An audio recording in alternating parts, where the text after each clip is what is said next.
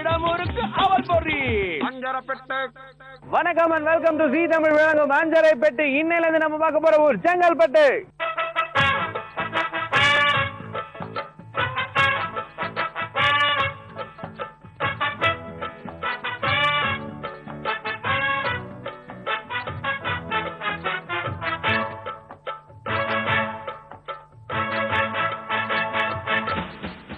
செங்கல்பட்டு தெரியும், விஜயநகர பேரரசர் ஒரு ஆண்ட ஊரு தான் இந்த செங்கல்பட்டு. சென்னையில இருந்து ஒரு 70 கிலோமீட்டர் டிஸ்டன்ஸ்ல இருக்கிறது இந்த செங்கல்பட்டு. அண்ட் இந்த செங்கல்பட்டை பொறுத்த அளவுல நிறைய விஷயங்கள் சொல்லலாங்க. இந்த ஊர்ல ஃபேமஸான விஷயங்கள் அப்படின்றத நம்ம தொடர்ந்து வரப்போற பிசினஸ்ல பார்க்க போறோம். ஆனா இன்னைக்கு இப்ப நின்றுட்டு இருக்க இந்த இடத்துல இருந்து நம்ம ஆரம்பிப்போம். போர் நினைவு சின்னம், எனக்கு பின்னாடி தெரியல, ஒரு மாபெரும் தூண். இங்க என்ன போர் நடந்துச்சு அப்படின்னு நீங்க கேட்கலாம். பங்களாதேஷ்ல 71 நடந்த வார்ல உயிர் நீத்தவங்களுக்காகவே அமைக்கப்பட்டதுதான் இந்த தூண். சரித்திர புகழ் வாய்ந்த இந்த தூண் எதுக்காக இங்க கட்டினாங்க அப்படின்றதெல்லாம் நமக்கு தெரிய வரல விஷயங்கள். ஆனா நீங்க இந்த போர் நினைவு சின்னத்துக்கு பின்னாடி ஒரு சரித்திரம் இருக்கு அப்படின்றது மட்டும் புரிஞ்சுக்கணும். செங்கல்பட்டுல நீங்க உள்ளார் நுழையும் போதே ரைட் சைடுல இந்த நினைவு சின்னம் இருக்கும். இதுல இருந்து நம்ம ஆரம்பிக்க போறோம் ஒரு நாட்டுப்பற்றோட. அண்ட் சூப்பரான நிறைய குக்கிங் டேஸ்டிங் எல்லாம் காத்துட்டு இருக்கு இந்த செங்கல்பட்டுல. அண்ட் ஃபர்ஸ்ட் நம்ம செங்கல்பட்டுல யார் வீட்டுக்கு போக போறோம், என்ன ஒரு சூப்பரான குக்கிங் காத்துட்டு இருக்கு, வாங்க பாக்கலாம். இன்னைக்கு செங்கல்பட்டுல ரொம்ப புதுசான ஒரு ரெசிபி செஞ்சு காமிக்கிறேன் அப்படின்னு இருக்காங்க. என்ன ரெசிபி அப்படின்றத செஞ்சு காட்டவங்கள்ட்டே கேட்டுருவோம். அண்ட் அவங்க பேர் என்ன ரெசிபி அப்படின்றத எல்லாத்தையும் தெரிஞ்சுக்கலாம். வணக்கம்மா. வணக்கம் சார். உங்க பேரு? என் பேர் உஷா ராணி. என்ன செஞ்சு காட்ட போறீங்க எங்களுக்கு? டோக்லியாங்கிற புது ஐட்டம் செய்ய போறேங்க. டோக்லியாவா? ஆமாங்க. டோக்லா அப்படி கேள்விப்பட்டிருக்கோம், அதானே டோக்லியா? இது வந்து நார்த் இந்தியன் டிஷ்ங்க. ஓஹோ, டோக்லா நார்த் இந்தியன் டிஷ். நீங்க நார்த் இந்தியன் தான்? இல்லீங்க, எனக்கு தெரிஞ்சவங்க சொல்லி கொடுத்தனால தெரியும். சரி, சொந்த ஊர் செங்கல்பட்டு தானே? ஆமாங்க. என்ன பண்றீங்க நீங்க?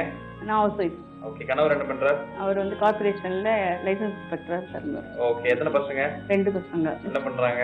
பெரியவன் பிசினஸ் பண்றாங்க, அவனுக்கு கல்யாணம் ஆயிடுச்சு. செகண்ட் பையன் வந்து பி முடிச்சுட்டு இப்போ சாஃப்ட்வேர்ல ஒர்க் பண்றாங்க. Very good. ஓகே, சோ உங்களுக்கு பொழுதுபோக்குலாம் என்னமா?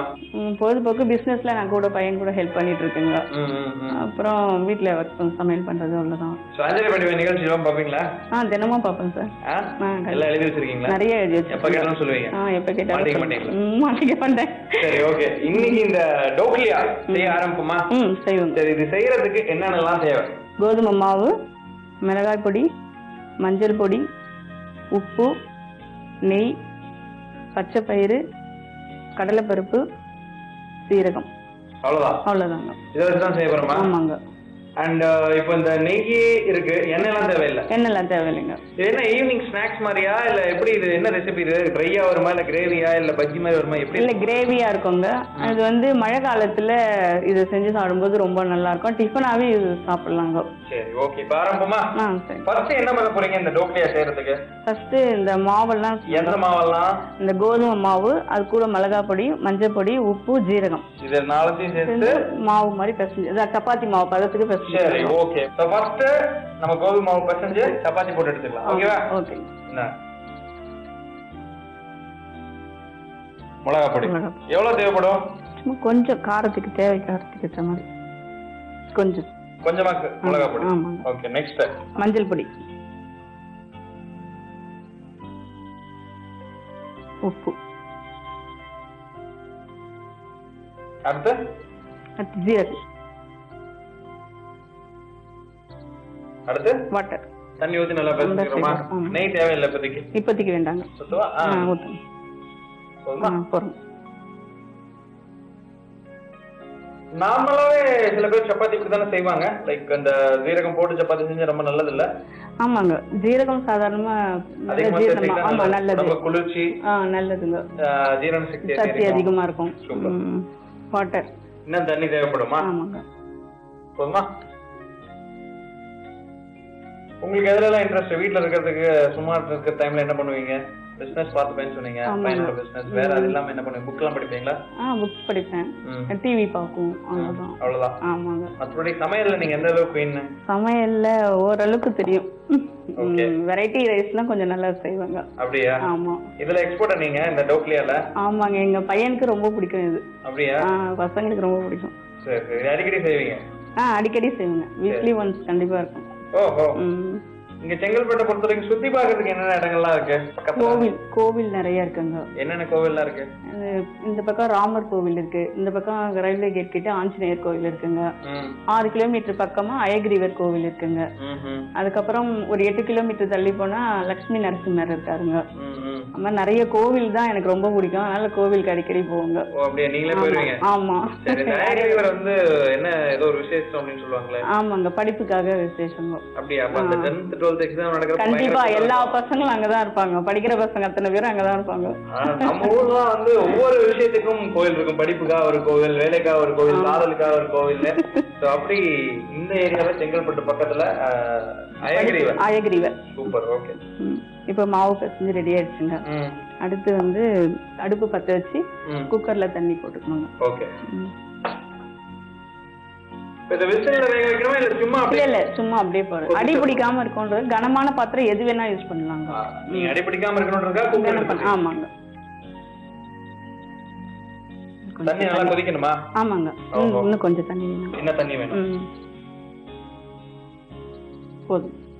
இப்ப தண்ணி கொதிச்சதுக்கு அப்புறம் தான் வேலையே இல்ல? ஆமா, தண்ணி கொதிக்கிறதுக்குள்ள இதை வந்து திரட்டி கட் பண்ணிக்கலாங்க. சூப்பர். வீட்ல நார்மலா செய்யும்போது இந்த காம்பினேஷன்ல செய்யலாம்ல? ஆமாங்க, இது வந்து கார சப்பாத்தி சும்மா அப்படி செஞ்சோம், வெறும் சப்பாத்தியாவும் யூஸ் பண்ணலாம். இது வந்து இந்த மாதிரி பண்ணும்போது இது வேற டேஸ்ட் மாதிரி இருக்கும். இது வேற டேஸ்ட், இது வேற டேஸ்ட். சரி, பண்ணிக்கலாம். பாட்டுலாம் போடுவீங்களா? கோயிலுக்கு அதிகமா போறீங்களா? தெரியாது. சும்மா சொல்லுங்க, நான் பாட சொல்ல மாட்டேன்.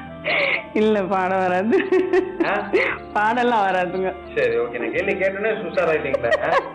எத்தனை பேர் வர்றாங்க அவங்க கிட்ட பாத்து? ஓ, அந்த மாதிரி. ஆமாங்க.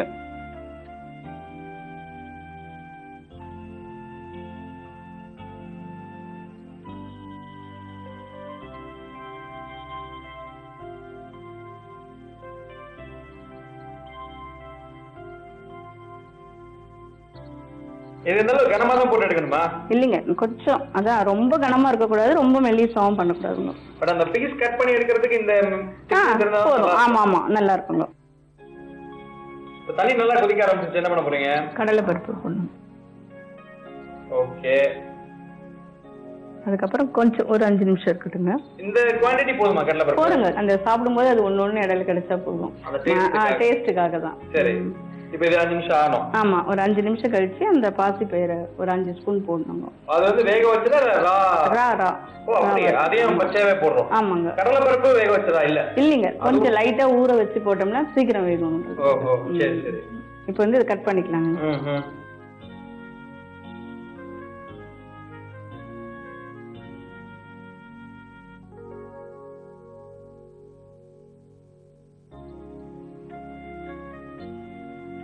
போதுங்க வெந்த வரைக்கும். அதுக்கப்புறம் கூட பாசி பயிறு சேர்க்கலாம். கூட சேர்த்தலாம்.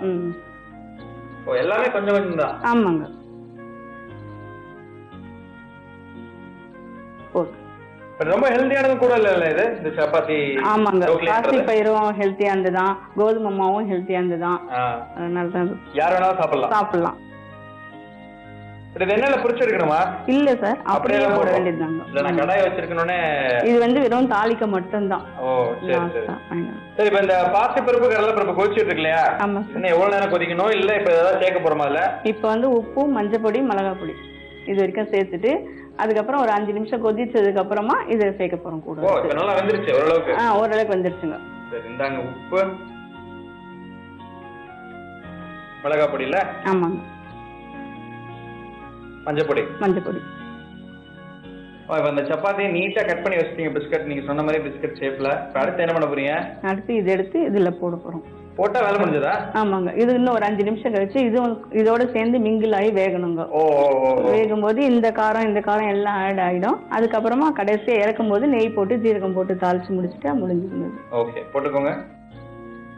ஓ, தனித்தனியா தான் போடணும், அப்படியே போடக்கூடாது? இல்ல, புரிய மாட்டேங்குது. இதுக்காக தொட்டு சாப்பிடுறதா இல்ல அப்படியே சாப்பிடலாமா? இது அப்படியே சாப்பிடலாம், நல்லா இருக்கும்.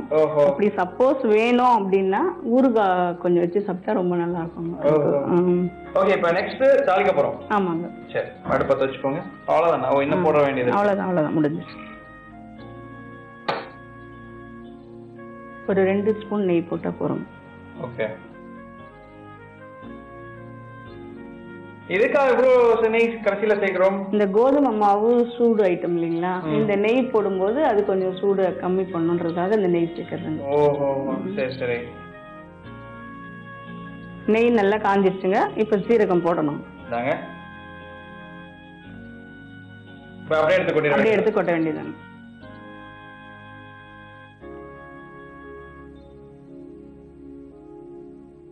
இப்ப மறுபடியும் வேகணுமா இல்ல போதுமா? வெந்தது போதுங்க. வெந்தது போதும். ரெடி ஆயிடுச்சுங்க. ஆறுன பிறகு சாப்பிட வேண்டியதுதான். ஆறட்டும், நான் சாப்பிட்டு பார்த்து எப்படி இருக்குன்னு சொல்றேன். ரொம்ப நன்றிமா.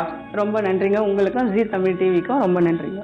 Thank you ma'am. அண்ட் இன்னைக்கு இந்த டோக்லியா எப்படி இருக்கு நான் சாப்பிட்டு பார்த்து சொல்றதுக்கு முன்னாடி ஒரு சின்ன ரீகேப். டோக்லியா செய்யறதுக்கு ஒரு சின்ன பாத்திரத்துல கோதுமை மாவு, மிளகா பொடி, மஞ்சள் பொடி, உப்பு, ஜீரகம், தேவையான அளவு தண்ணி இதெல்லாம் போட்டு நல்லா சப்பாத்தி மாவு பதத்துக்கு பிசைஞ்சுக்கோங்க. பிசைஞ்சிட்டு கடைசியா கொஞ்சம் கீயோட சேர்த்து நல்லா பிணைஞ்சுக்கோங்க, சட்டியில ஒட்டாத அளவுக்கு. இப்ப அடுப்பு பத்த வச்சு ஒரு கனமான பாத்திரம் இல்ல குக்கரை வச்சுட்டு அந்த குக்கர்ல தேவையான அளவு தண்ணி ஊத்தி தண்ணி நல்லா மலமலன்னு குதிச்சதுக்கு அப்புறமா கடலைப்பருப்பு, ஊற வச்ச கடலைப்பருப்பை நல்லா வேக விடுங்க. பாசி பருப்பை அதோட சேர்த்து ஒரு 10 நிமிஷம் வரைக்கும் வேக விடுங்க. வெந்த பிறகு தேவையான அளவு உப்பு, மிளகா பொடி, மஞ்சள் பொடி இதெல்லாம் போட்டு கொதிக்க விட்டதுக்கு அப்புறமா நம்ம உருட்டி வச்சிருக்கிற இந்த சப்பாத்தி மாவை சப்பாத்தியா போட்டுட்டு சின்ன சின்ன பிஸ்கட் சைஸ்ல கட் பண்ணிக்கோங்க. இந்த கட் பண்ண பீசஸ இந்த வெந்த கடலைப்பருப்பு, பாசிப்பருப்பு தண்ணியில இதை போட்டுக்கோங்க. இன்னொரு பக்கம் அடுப்பு பத்த வச்சு கடாய் காய வச்சுட்டு அந்த கடாயில தேவையான அளவு கொஞ்சம் நெய் ஊத்தி, நெய் நல்லா காஞ்ச உடனே கொஞ்சோண்டு சீரகம் போட்டு அந்த சீரகம் பொரிஞ்ச உடனே குக்கர்ல எடுத்து ஊத்திட்டீங்கன்னா சுட சுட சூப்பரான டோக்லியா ரெடி.